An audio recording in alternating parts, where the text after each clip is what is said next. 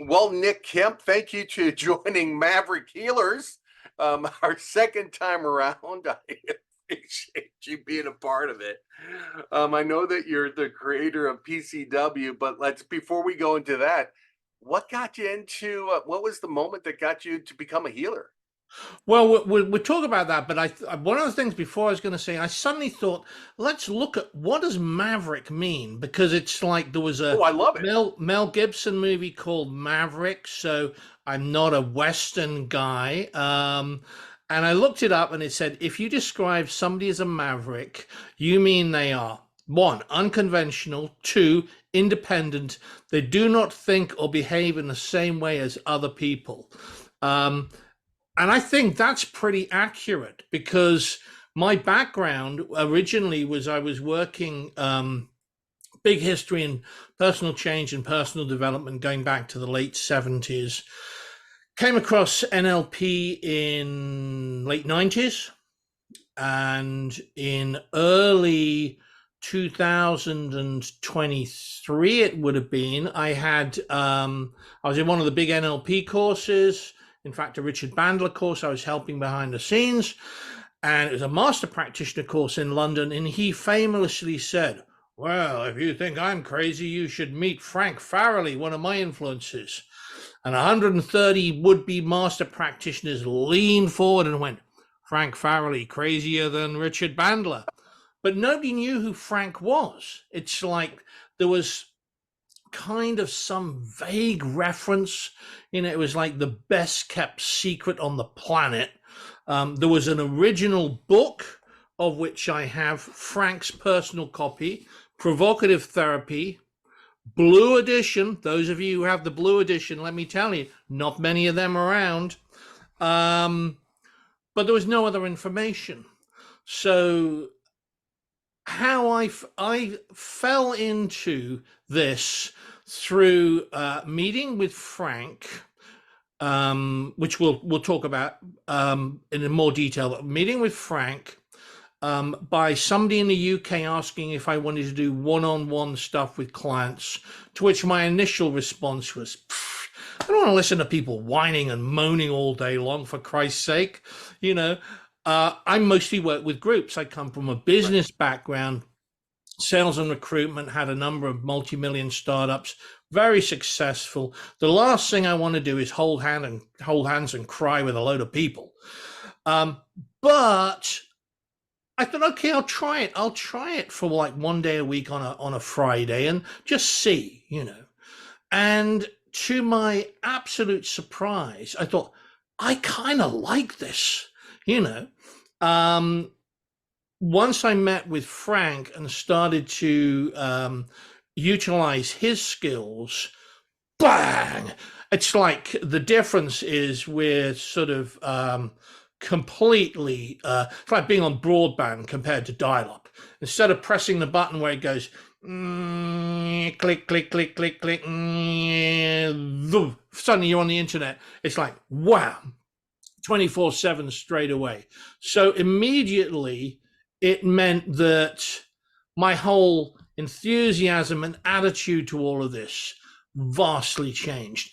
Also, it meant that the individual clients that was a research and development to what happens in real life, not just what's in the local newsstand, how to cure all ills in 30 minutes, or the happy clappy sort of unleash the power within, without even thinking, why would the power be leashed in the first place? All those motivational things, real life examples, real people, real problems. So it came from that sort of lineage.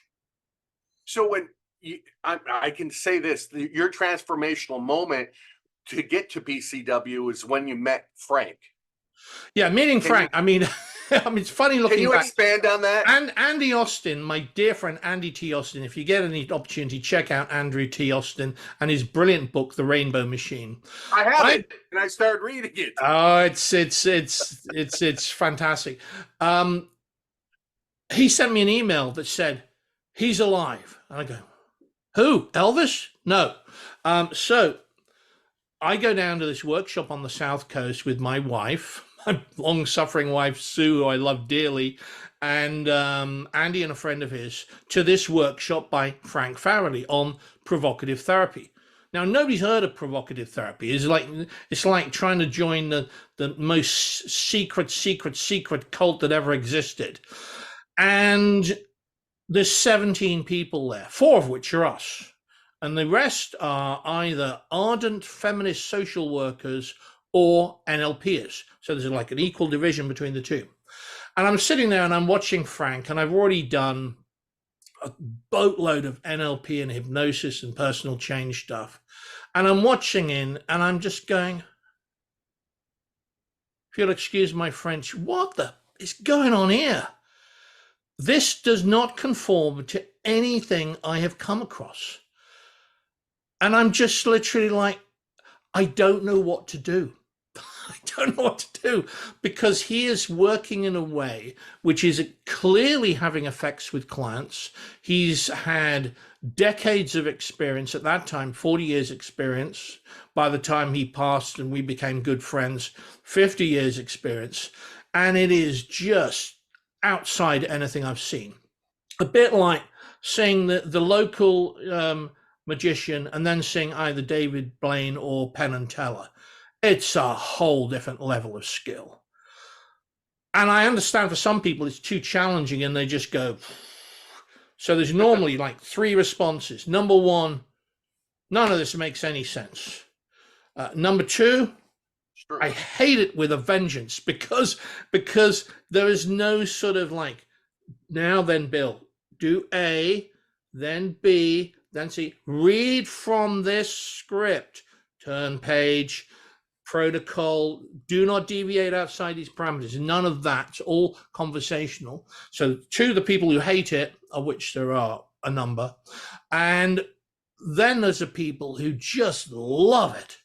These are the free speaking, free thinking, radical mavericks, or as I like to think of them, the sort of the pirates of the personal change world, who keep asking, well, okay, how do we do this better? How do we improve this? And any area of life, whether it's science, arts, music, always benefits from that kind of questioning. So yeah, Frank was blew my mind. I just went, I don't know what to do. So I invited Frank to the UK. The first thing he said was, okay, have you got any money? I go, yeah, I've got money. And have you organized anything? Yeah, I've been organizing things for years. I said, also, I have a 9.1 home cinema setup. Oh, yeah? Frank loves movies. So this is the debate, you know. So he started coming in 2000. Well, he came over actually in early 2005. And then we did the first training in 2005, which we recorded and we released as a video called Provocative Therapy Live in Leeds, which is my kind of in-joke with The Who Live in Leeds. And from then we became very good friends. And Provocative Therapy was like the engine that drives what has become Provocative Change Works. So tell us about Provocative Change Works and what the core beliefs are. Okay, well, because I've had to do this many times, I've managed to simplify this down and stay pretty much on track. So essentially, key difference in any personal change training, therapy, coaching, we would normally start off with, okay, so what do you want? From that, we would build up like a grid of possibilities. What happens if you get it? What happens if you don't get it? What resources do you need to get it? Et cetera, et cetera, et cetera, et cetera. Perfectly okay, works fine. In provocative style, we start with what's the problem? And from that, we encourage the client to maintain keeping the problem and all the benefits associated with the problem. I'll just say that again, because some of you who are watching this might be thinking, what's that? Well, what happens is that by getting the client to challenge their pre-existing thinking, they start then to think differently about it. I'll give you my favorite all-time client I have bored my students around the world with, but it's a perfect example. Client on Zoom. A lot of clients are now on Zoom. And we start every session with, okay, what's the problem? And this woman goes, well, nobody likes me. So I'm hearing nobody likes me. So treat literally what people say. Now, if I was a conventional therapist or coach, I would probably go down the, well, your mum probably loves you. You've probably got friends. I'm sure it's not as bad as you think. Your dog probably likes you. Your cat will like you, providing you feed it every day. Otherwise, it'll just go somewhere else, etc., etc. But we don't do that. She says, well, nobody likes me. And I respond straight away, well, some people are just plain unlikable. We've all been there. We've been in the shopping mall. You see one of the unlikable people coming towards you and you try and duck out the way and think, oh, God, now I'm going to have to talk to him. Some people are just unlikable. And she starts laughing and says, now I say it out loud, this sounds a little bit nuts. And I respond, not necessarily. Some people are absolutely unlikable. Now, what's happening is we're challenging her pre-existing thinking rather than going down the whole, as Frank would say, it's like blowing up a tire. You are a good person. Your mum loves you. Your cat loves you, providing you feed them every day in a manner they're accustomed to. Your dog loves you. Rather than doing all that, which mostly does not have the best effect, it challenges the client to start to think differently and bounces them out of the normal procedural thinking process that's created the problem. So I know that what you just shared was core beliefs of being in the present, just doing what the client says. So that would be what sets you apart of really setting how do you measure and how, well, let me ask this. How do you measure the success for your client and how do you measure the success for yourself? Well, both the same thing. I mean, the success for the client is, do we see any evidential demonstrations of meeting the client's request to change the problem that they come with? Bearing in mind, of course, we want to make sure that the request for assistance is something which is entirely sensible, reasonable, and with duty of care. Unlike the one client who I had who said in the notes, want to be cured of claustrophobia. Okay, it's fairly normal. Nothing in the notes that says anything untoward. See the client and they say, okay, so what's the problem? I have a fear of closed spaces. Okay, so far, so good. And then he says, and if you're watching this, make sure you're sitting down at this point because this is a little bit batshit crazy. He says, I want to feel okay being nailed down inside a coffin. Yeah. So I say, not unreasonably, are you in some kind of theatrical production which requires this kind of level of skill? Oh, no, he says, I just want to feel at ease in doing it. And he says, I've already had a go at resolving this myself by getting my kids to lock me in the boot of the car. Yeah, wow. I think we'll stop the session there, because I'm not going down that particular route. So this is unusual, but anybody who works with live people can tell you that you will get the occasional thing which is a little bit crazy and steer away from. So success with clients is they come with something which we agree ahead of time what they want to work on in a set of client notes, very thorough, very comprehensive. The success is, are they able to resolve that? And can they get consistent, ongoing demonstrations of that being resolved, having been and attended the sessions? Now, the other thing, for all of those who think that there's a magic wand and all things can be cured by mysterious hypnosis or one session, nobody's ever going to be 100%. So I will only ever guarantee my best time and energy, but to date, touch wood, I've had very good results with clients. So my success is based upon what I'm able to do with clients and what they report back. And certainly with the PCW model, bearing in mind, we're not just talking about coaching and therapy, we're also looking at academia, sports, and other areas. It's all about, okay, what's the difference that makes a difference? And what is now achievable that was previously not believed to be achievable or was not able to actually be achieved? Well, with PCW, I love that you take it and you work from the client and listen to them as well as just trying to make micro changes. But you also, with PCW, have icons that Yeah. no other healing process I know of has. Can you Funny you should expand? mention that because I brought some visual examples with me Oh in my good. anticipation of this question. It's like in a kids' TV show. Here's some I prepared earlier. Now, the icons, when I first saw Frank working, I was like my cat Charlie looking at my 65 4K TV going, and he's looking to find where the birds are because they're not around the back of the TV. He's just mystified. I was similarly mystified. So what I realized was that Frank would be adopting different positions in relation to the client. So if we start off with, let's say we start off with the opening move like a chessboard, what's the problem? The client comes back and says, okay, well, I have a real fear of dogs.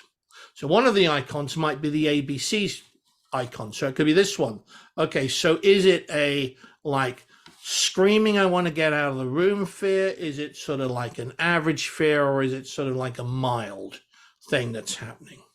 Another icon might be the time icon. So it might be, okay, so how long has this been going on for? How long do you think it might go on for? Another example might be global. Well, in the big scheme of things, I mean, some people love dogs in England. They say a dog's a man's best friend. I know you've got dogs yourself. And some people just can't stand them. Some people dress up as dogs in pantomimes. I mean, there's all kinds of different beliefs. You can't have everybody happy. Another one might be tell a story. Well, I had a client who had a fear of dogs, and then we go off in a sort of narrative talking about the problem in a different way to get some client change. So the icons are there to challenge the pre-existing thinking of the client. And this is all done conversationally. So the real skill in PCW is how to work, as Frank would say, as if talking to an old friend. I like that. So, what's the most common misconception about your healing practice, or how do you address them? Well, the first thing is that there's always going to be some kind of misconception. So the thing is to sort of limit as much as possible to get the best communication with people. So when people are looking for assistance, the main thing is we're looking at expectations and setting realistic and sensible expectations. So the whole just make the whole thing go away expectation is not particularly useful. So I think misconceptions around the term provocative are one, that it's aggressive, which it's not. It's not that. It's friendly. So unfortunately, there are people who've just grabbed the name provocative and lopped it onto things like NLP and hypnosis and other stuff and done their own version, which has not been helpful from my point of view. You know, Frank was very specifically that the idea to provoke is to call out information. So the first thing is, the first misconception is that it's aggressive. You know, as I say to all my students, if you find yourself like 007 torturing some North Korean suspect, you're not doing the work properly. You know, if you're having a merry banter with the North Korean suspect, then that would be a different situation. So it's not aggressive. The second thing is it's not about being funny. You know, I saw recently one of my students sent me, and it's always in Europe for some reason. I don't know what it is about Europe. You know, somebody had written a book, you know, The Dark Humor of Provocative Therapy. inward groan as Frank used to roll his eyes at some of this. It's not about being funny. Humor may be a byproduct of what's happening in the session, but anybody who frames provocative style as funny, immediately they don't know what they're talking about. Third thing is that some people get obsessed with the whole idea of improv.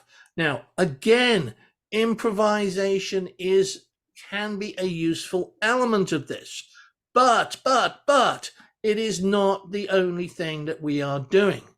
So this requires people to pay attention to what's actually going on.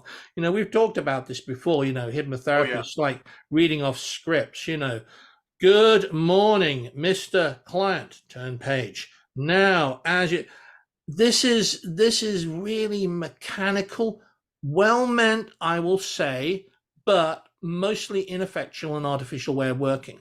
When Frank worked with people, I remember he was telling me about the first time he presented his work, Provocative Therapy, with case studies to a group of 200 psychotherapists, finished the talk of a couple of hours, silence in the room. And Frank goes, "Oh yeah? Didn't like it?" One of his colleagues puts his hand up and goes, "We love the results, but how can you talk to people like that?" Well, that's the challenge in being able to be talking like you're talking to another human being. This is not a great stretch because there are a lot of human beings all around the planet. You can't really miss them. So rather than going into an artificial construct where, coaches become and counselors become very sympathetic and empathetic, I have no problem with that. But often they just go round and round the houses.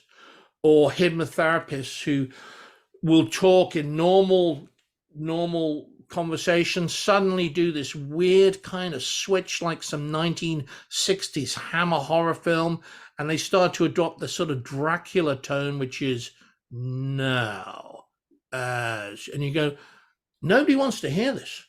I mean, I'm in Buffy the Vampire Slayer territory. It's entertainment, but this is not what I want to pay for in terms of any kind of client interaction. So what we're looking at is normal human communication. Let's just get straight to it. What's going to be useful? What's the difference that makes a difference? Let's do this in as an accelerated, comprehensive, and useful manner as possible. So you're saying the most challenging aspect is to just be, what you're just sharing, how to be able to talk to the people in that manner and just calling them out. But how do you overcome that personally? What's a good exercise maybe someone could do? Or there's lots of different I mean, the best way to learn this is really to actually be involved in some kind of training situation to get a sense of the different interactions. I mean, there are three main influences for provocative therapy, Provocative Change Works. The first being Frank's work, Provocative Therapy, without doubt, massive influence in that respect. The second influence, I would say, is, from my point of view, problem solving from a business background. I was in business for 15 years in sales and recruitment, and we had to figure out meeting the client expectations, what to do, how we would resolve the situation, or if we couldn't resolve it, say this is what we can do. So problem solving. The third element is all about the whole auditory medium of how we think to ourselves and communicate to ourselves, and how we communicate and talk to other people. Voice, tone, rhythm, inflection. Oh my God, this sounds like there might be something in it, because most people are talking using the auditory medium. Yet all the people watching this, whether you're NLPers, coaches, psychotherapists, mostly there's nothing done on voice and expression. And yet the whole world pivots around that. I mean, it's such a key ingredient. I've been doing voice stroke singing lessons for over 5.5 years, every single week. And that has been, bang, as big an influence as the Frank Farley stuff.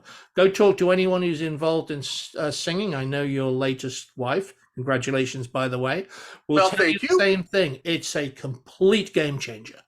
So those are the areas which really inform and assist. The challenge for most people is to get all the previous learning and just park it and just keep simple and stay in the here and now.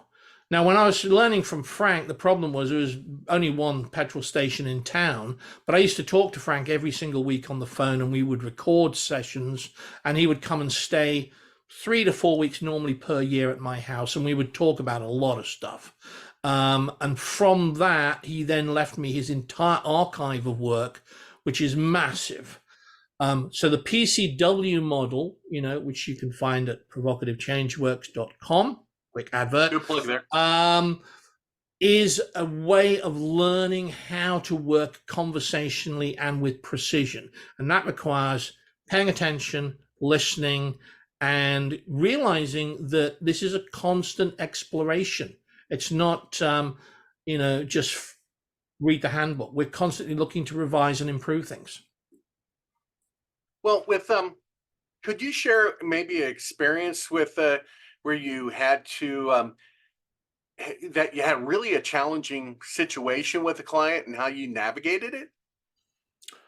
Yeah, I mean, they're all can be degrees of challenging. I mean, sometimes you can get things where you think, okay.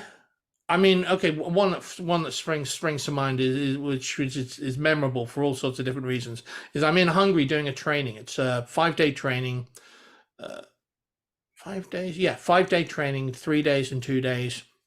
My host says, we have a woman who urgently needs your assistance for a one-on-one session.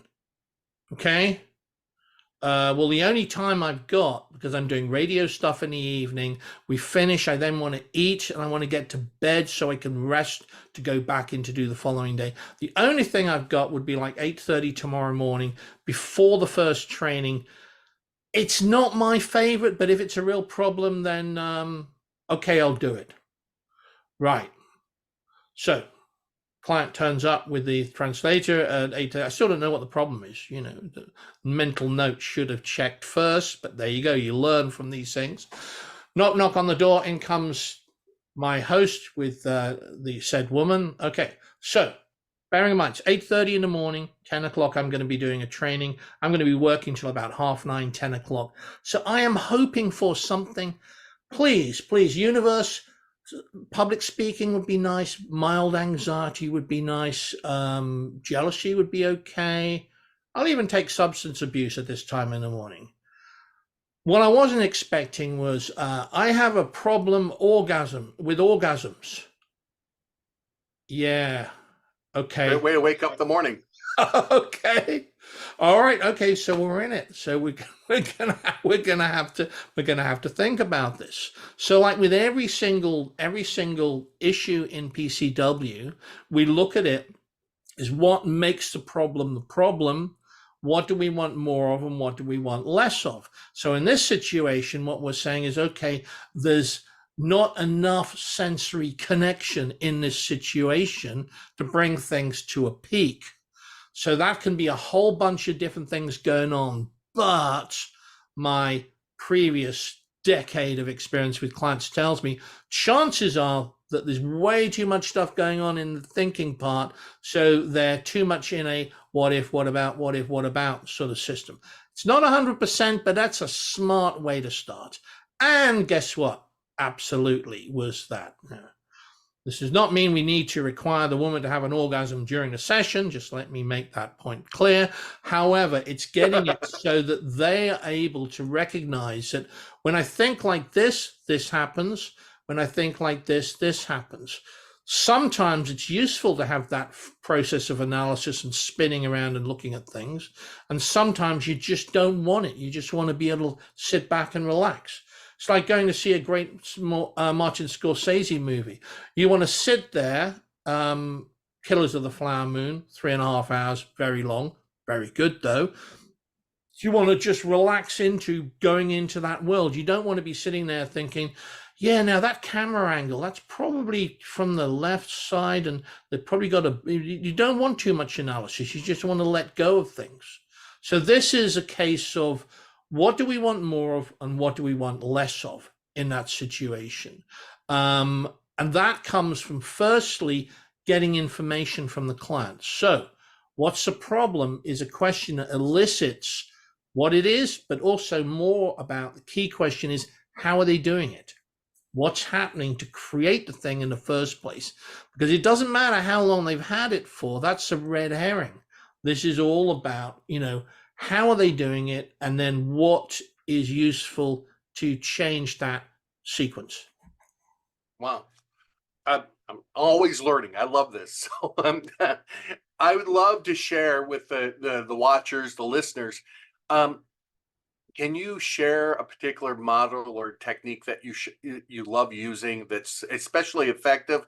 And I know which one I'm thinking of, but I love the voice tempos. But that's Okay. it. Voice Maybe voice tempo something voice else. voice tempo was a great example. I mean, I was asked in 2006 to come on local BBC radio and to talk about the work that I did, which was mostly referenced into NLP. Although nobody ever asks about what it is, they just want to know what you can do with people. So I go in the studio and we start working with people who've got phobias. The first person I'm working with is somebody at the BBC called Frankie, who's got a phobia of balloons. A bit like The Really? Prisoner in the 1960s, if you've ever watched it. But she's never been chased by a giant balloon. It's just in her head. So I do some work with her, sort that out. And I'm thinking, well, maybe there'll be like one or two more, if I'm lucky, sort of requests. This goes on for 26 weeks. Now I'm about 18 weeks into seeing these clients, and it's a very strict formula. Turn up at 2:00, go into the studio, radio studio, introduce to the client, never met them before, get some information into the producer's office, 60 minutes, back online in the air, on air. How has Nick done? So it's pretty fast paced. And I Wow. started to realize, I thought, I don't think it's about what people are thinking. I think it's about how they are thinking it. I don't think it's the content. I think it's about how they're thinking to themselves. And I introduced something called the voice tempo exercise, where we would change the speed of how the person was thinking to themselves, that would then change the whole connection to the feeling sense. And I'm getting great results.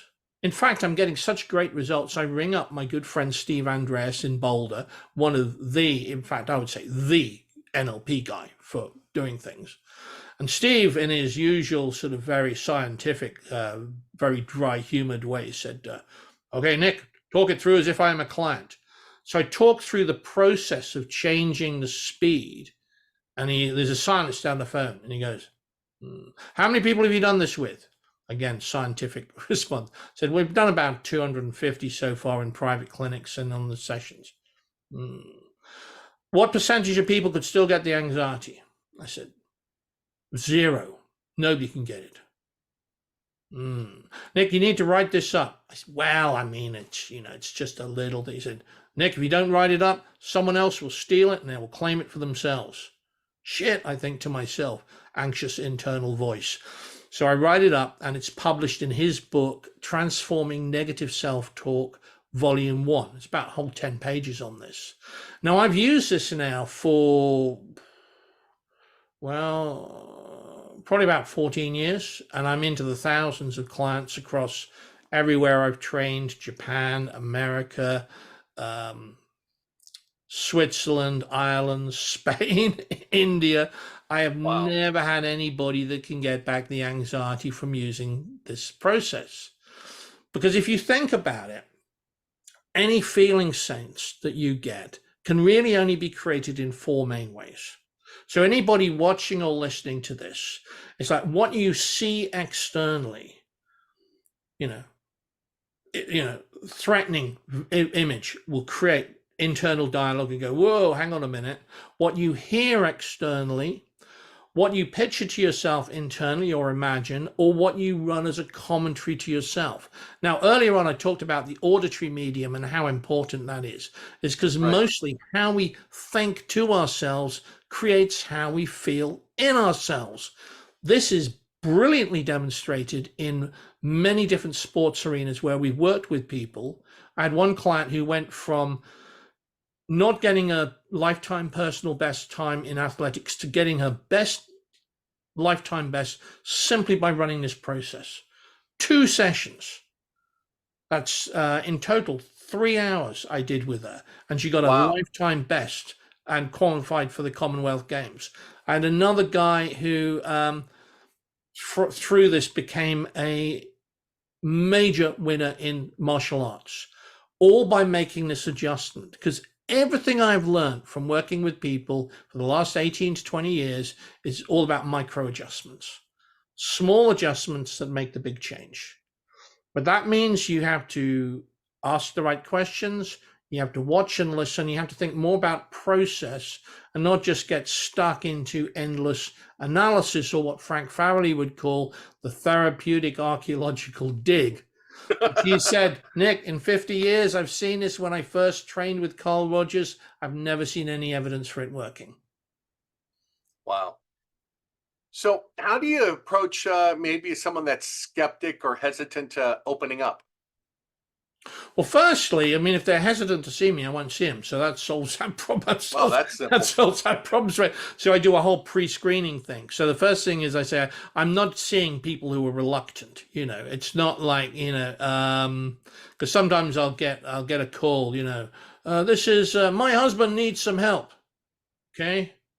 What's the problem? He's got serious anger issues, right? Is he there? I mean, is he able to speak, or is he just sort of like mute? You know, no, he's here, but you need to see him. Well, okay. Firstly, we need to know that there is a willingness to cooperate there in that respect. So we're looking at, in terms of people who have a resistance to change. I'll give you a real life example, much better than that. I love that. Friend of mine who's runs a fashion house, and she's on one of my trainings, and she says, Nick, I'd really like you to meet and work with my sister Jackie. Okay, what's wrong with her? Well, she's been smoking cannabis joints, sort of like 10 to 20 joints a day for the last 10 years, and she wants to get off it. And to not do that. Okay, as a favor to you, I'll see her. And the client's paying for her sister. So the day comes when the session's due to start. I'm waiting for this client to turn up, who turns up 20 minutes late. The first thing is she's complaining to my receptionist, we don't have a Nokia phone charger in the building. I'm not aware that there's a stipulation every therapist and counselor and coach should have a Nokia phone charger, but blah, blah, blah. We start the session. I'm talking to her, and every single, bearing in mind she's also clearly a little bit stoned, every single question is, and late, so we've lost 20 minutes straight away. Every question is a bit vague and a bit, yeah, well, maybe, I think, possibly. But the whole session, like with all sessions, is recorded. Now, the question is how important is this to change? So I find in her universe, she has a daughter. So I use that as an example, but very much left field, not directly left field, because I'm aware she's going to be listening back to the session. She goes off, another session due the following week as a follow-up, as agreed, and I get a phone call midweek. Hi, it's Jackie. Hello, Jackie. I'm really not happy, she says. Okay, I say. You want to know why? She said, I said, if you want to tell me, that's fine. And if you don't want to tell me, that's fine. I'm not coming back, she says. I go, okay. Is that it? She goes, yes. Okay, phone goes down. Julie, who's the woman who commissioner, rings me later in the day and says, Jesus Christ, Nick, I mean, what happened? What happened? I have never seen her so. She is just really animated. I've never seen her that animated. She keeps saying, he told me I would never give up cannabis. He told me that I'm a bad mother. He told me that I will never, ever stop smoking cannabis. I said, okay, well, I mean, for the sake of argument, I mean, if you want me to clarify whether I think she's a bad mother, I would say definitely. Purely by example. I said, out of interest, how's cannabis smoking going? She said, oh, she stopped that. Stone cold. She goes, I'll show him. I'll show the expletive person, referring to yours truly. I'll show him. So we get the results. I'm not interested in being friends with a client. I have many clients who are great friends who recommend other people. I have entire families where I've had mothers, sons, daughters. I've got one where I'm going, God, we could just do a group discount. I mean, they've all got something going on. But the thing is, Frank used to say, if you work with people, you have to really like people. If you don't like people, go off and be an electrician or do something different. It's true. So what's the most common misconception about therapy you think you encounter, and how do you address it with your clients? I think there's a lot of misconceptions about therapy. There's a lot of misconceptions about hypnosis. Most people have the idea they're going to sit there and they're going to go through endless analysis and discussion. So it's all about the past. When you were 5 years old, did you own a dog? Did it run off into the forest? Did your father like you? Did your mother like you? Now, some of this information is valid and there's nothing wrong with it. But the difficulty is that all the time we're looking at everything in the past, we can tend to be just setting the focus only to what's happened in the past and not paying attention to what's happening right now and what could happen in the future in that respect. So one of the big misconceptions is that change takes time. Change does not take time. Change occurs when you change how you pay attention or what you pay attention to. We've all had things. Everybody who's watching or listening to this will have had things where they never believed were possible. And then suddenly the universe goes, whoa, whether you like it or not, now you're doing it. And you go, oh, actually, that wasn't so bad. Or internally, you just think, screw this, I'm going to do it. So there's an internal mechanism, or something else happens. So there's always a cycle of different things happening in the process. The difference is with provoking or stimulating change is how you accelerate that process. Now, the other famous phrase I get, and I had one recently on an introductory thing, is, what if you suggest this to the client and then they blah, blah, have you had, if anybody hit you, blah, blah, blah, blah, et cetera, et cetera, et cetera. Well, that's a skill in being able to work conversationally with people. So that's the bit that has to be learned. And it's not like, everything's a nail, hit it with a hammer. It requires the ability to watch and listen and invest time in paying attention. Well, with when it comes to the client, what would you give advice to a client that's seeking mental health or this type of therapy for the very first time? What advice would you give them? My advice, firstly, is as much as possible, find out as much as you can about the person who you're going to see. If possible, like talk to them ahead of time, or at least ask some questions, so that you if you're investing in any kind of educational learning or assistance, find out, is this person a good fit for me? I'm not going to be a good fit for everybody, as nobody is. Find out, as much as possible. Also, see if they have set up clear expectations of what's actually happening. So if they're one of these people who go, by the power of my hypnotic wand, I will cure all ills in 60 minutes, my advice is run. If there's somebody who wants to book you in for 10 sessions immediately, years ago, maybe 10 years ago, I had a client come see me about this approach, which I will not mention the name, but it was an approach that started with hypno, and every session was 12 sessions. And I had 3 clients see me with this, and one of them said, I didn't really understand why, because I came with like fear of driving, and session 6 was about sex. And I kept saying, what's this got to do with sex? And the guy went, well, in hypno, not to be revealed, session 6 is always about sex. So if it's too prescriptive and too structured in a way that really sets up warning bells, then I would avoid it in that sense. But mostly get a sense of who you're going to be interacting with. For me, this is all about problem solving.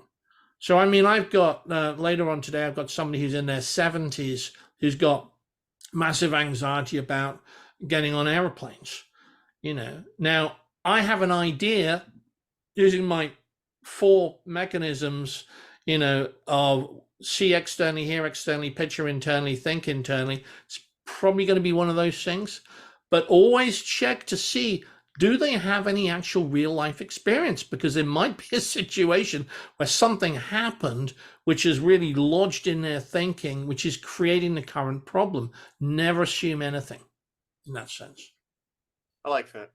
Well, how do you ensure your own personal mental health or prevent yourself from getting burnout? Well, the first thing is when you're working this way, you tend to be working a lot more energetically. I will always have other interests. The best therapists and practitioners and coaches have always got whole different interests as well as just seeing people. A lot of them are in creative field as well, which goes back to my whole theory of sort of like the study of sort of like connections, music, art, drama, dynamics, massively useful with expression. So I have a whole world of being able to step outside of just the analytical side and have that kind of balance. So if you look up nickcody.co.uk, the guy looks very much like me, actually. Very similar. He's even got the same kind of glasses, the same shirt. And here's an example of somebody who's involved and engaged in sort of like a lot of musical and creative processes. The other thing is, as a practitioner, really structure your day so that you know how many hours you're going to work and when you're going to work. Definition is really important. It's very easy to be dragged into doing lots and lots of hours and then realizing that you're not that effective. And you got to have time out from doing stuff to be able to recharge.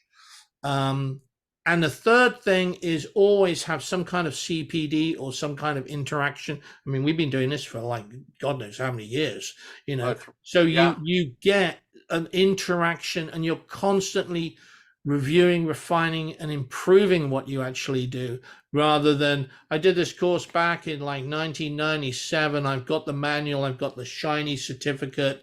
That's all I need to know. That's not a good way to work. Well, let's talk when talking about advances. I know with AI and everything that's happening, where do you think the your healing practice or healing practice are go in the next decade? I think with the whole COVID experience, which is like a massive, to use an NLP term, pattern interrupt for everybody, people are now looking much more at their own health issues, their own anxiety levels, and they're looking to have things much more substantiated. So my view is that if you're putting your well-being in anybody else's hands to assist you, you want people who are ethically smart, good continual professional development, able to work conversation. You want to trust in the people. And it needs to be both time and cost effective in that respect.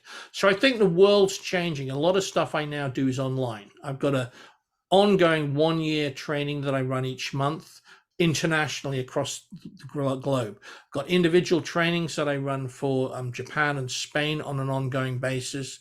We're also looking at South America. I'm looking at something specifically for the USA that we'll be talking about. And I've got another meeting tomorrow, in fact, talking about that. So we're looking at how we get this out there, but in a way where we maintain the quality and we're not just dumbed down into do this, and this, because there's a lot of that actually happening. The end of the day, you have to like people if you're going to work with people. And you have to realize that, as Steve Andreas said once, at one of the trainings he put a big sign at the beginning of the room. It was a whole who's who of trainers of West Coast. And the sign was a Japanese proverb, which simply read, no one of us is smarter than all of us, which I think is a good maxim to work by. I agree with that. What advice would you give someone that's thinking about maybe starting a therapeutic business and doesn't know where to begin or what to expect? I think firstly you have to decide what you want to do. You know, avoid the whole happy clappy.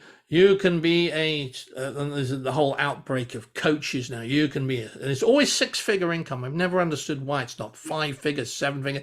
You can earn a 6-figure income coaching other people. Those sort of franchise model type things. So start off by just saying, okay, what do you actually want to do? Talk to people who are doing similar things and find out the sort of sense or the flavor of whether that's something you want to go down. And then, and only then, decide if you're going to, how much time and money you want to invest into the whole thing.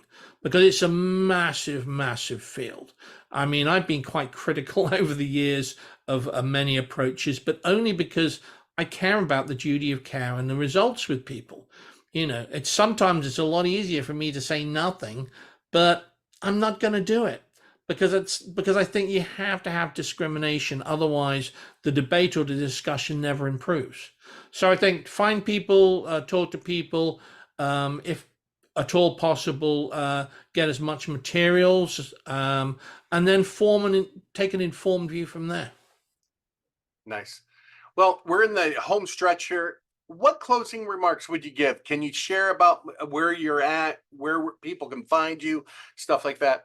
Sure. Okay. Well, you'll find me. I mean, I'm sort of like in a lot of places, but you'll find Nick Kemp. NickKempTherapy.com is my therapeutic coaching site.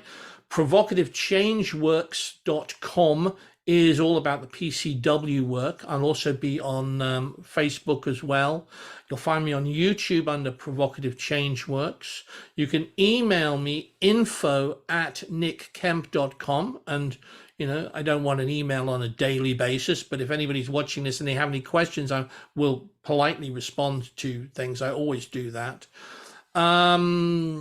Where else would you find me? Yeah, those are the main places. If you want to find out my sort of alternate ego, Cody, the guy that spends the money, look at nickcody.co.uk and also his growing empire, greeneyedrecords.com. If you're interested in music or you love music, that's like another dimension, but informs communication brilliantly. Well, thank you, Nick, for taking the time and joining Maverick Healers. And I hope to be talking to you, maybe doing a part 2 to this someday. Sure.